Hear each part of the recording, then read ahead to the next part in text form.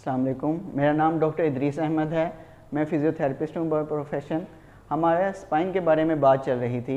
इसी सिलसिले में स्पाइन के साथ ही हमारा जो पेल्विस का होता है, उसमें जब सारा का सारा वज़न जिस्म का टांगों में ट्रांसफ़र करना होता है, तो हमारा पेल्विस का और स्पाइन का एक जॉइंट बन रहा होता है जिसे हम सैक्रोइलिक जॉइंट कहते हैं। ये सैक्रम जो कि लास्ट पार्ट होता है स्पाइन का, और जो हिप की एक बोन है इलियम, उसका जॉइंट बन रहा होता है।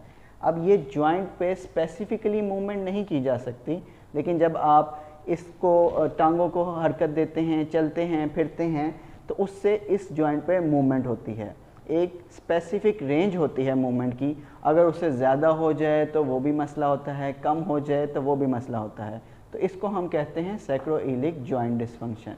इस डिसफंक्शन में 5 टाइप्स के डिसफंक्शन हो सकते हैं, जिसमें 3 डिसफंक्शन किसी इलियम, जो इलियम बोन है किसी एक साइड की, राइट या लेफ़्ट, उसकी मूवमेंट की वजह से हो सकते हैं, जो एबनॉर्मल मूवमेंट होती है, या 2 कंडीशंस ऐसी होती हैं जिसमें सैक्रम की एबनॉर्मल मूवमेंट्स हो जाती हैं। जो इलियम की एबनॉर्मल मूवमेंट्स हैं, उसमें इलियम अगर आगे की तरफ मूव कर जाए तो उसे हम कहते हैं एंटीरियर इनोमिनेशन।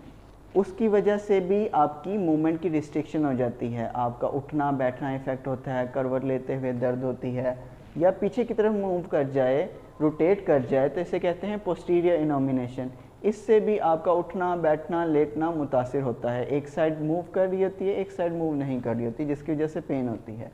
या फिर होता है कि एक साइड की इलियम तो अपनी जगह पे है, दूसरी साइड की ऊपर लिफ्ट हो जाती है।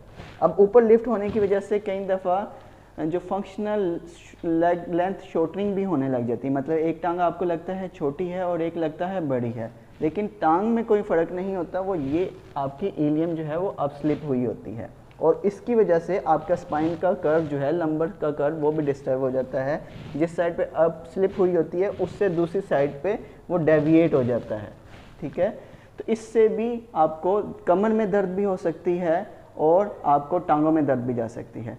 एक सरप्राइजिंग बात है कि जितने भी हमारे पास पेशेंट आते हैं कमर दर्द की कंप्लेन के साथ, उसमें 80% को एसआई जॉइंट डिसफंक्शन होता है। बाकी 20% को कमर में कोई मसला होता है, या डिस्क स्लिप होती है, या इस तरह की चीज़ें होती हैं। अब इसकी और दूसरी मैंने बताई थी 2 कंडीशंस होती हैं जिसमें आपका सैक्रम जो है, ये वाला जो पार्ट है सैक्रम, इसकी मूवमेंट की वजह से, अब ये आगे भी मूव हो सकता है। जब ये आगे मूव करेगा तो दोनों इलियम बोन्स पीछे की तरफ आ जाएंगी बायोमैकेनिक्स की वजह से, और अगर पीछे आ जाएगा तो दोनों इलियम बोन्स आगे की तरफ हो जाएंगी।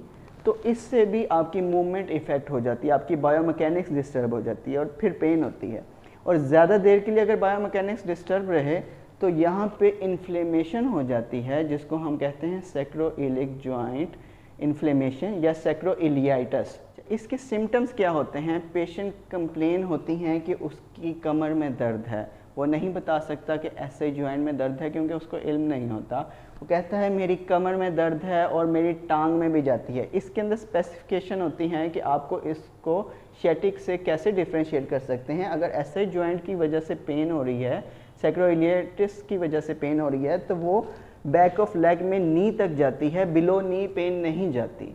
और दूसरी इसकी कंडीशन अगर डायग्नोस करना है तो वो ये होती है कि पेशेंट कहता है मुझे करवट लेते हुए ज़्यादा पेन होती है, स्ट्रेट लेट जाता हूँ तो पेन कम हो जाती है, या उल्टा लेट जाता हूँ तो पेन कम हो जाती है, लेकिन जब मैं करवट ले के लेटता हूँ या करवट ले रहा होता हूँ या पोजीशन चेंज कर रहा होता हूँ, उठ के बैठ रहा होता हूँ, बैठ के उठ रहा होता हूँ, या बेड पे ही रोल कर रहा होता हूँ, तो मुझे दर्द ज़्यादा बढ़ जाती है।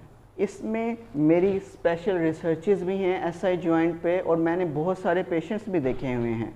अगर आपके किसी रिलेटिव को या आपको इस तरह का कोई कमर का दर्द है, ख़ास तौर पे अगर वो घुटने तक उसकी दर्द जाती है, आपको उठने बैठने में मसला हो रहा है, करवट बेड में लेते हुए मसला होता है, कई दफ़ा इतनी ज़्यादा इन्फ्लेमेशन हो जाती है कि बंदा जो है बिस्तर से उठ भी नहीं सकता। अगर कोई भी ऐसी कंडीशन है तो आप दिए गए नंबर पर रब्ता कर सकते हैं, कमेंट भी कर सकते हैं। अपना ख्याल रखिएगा। अल्लाह हाफ़िज़।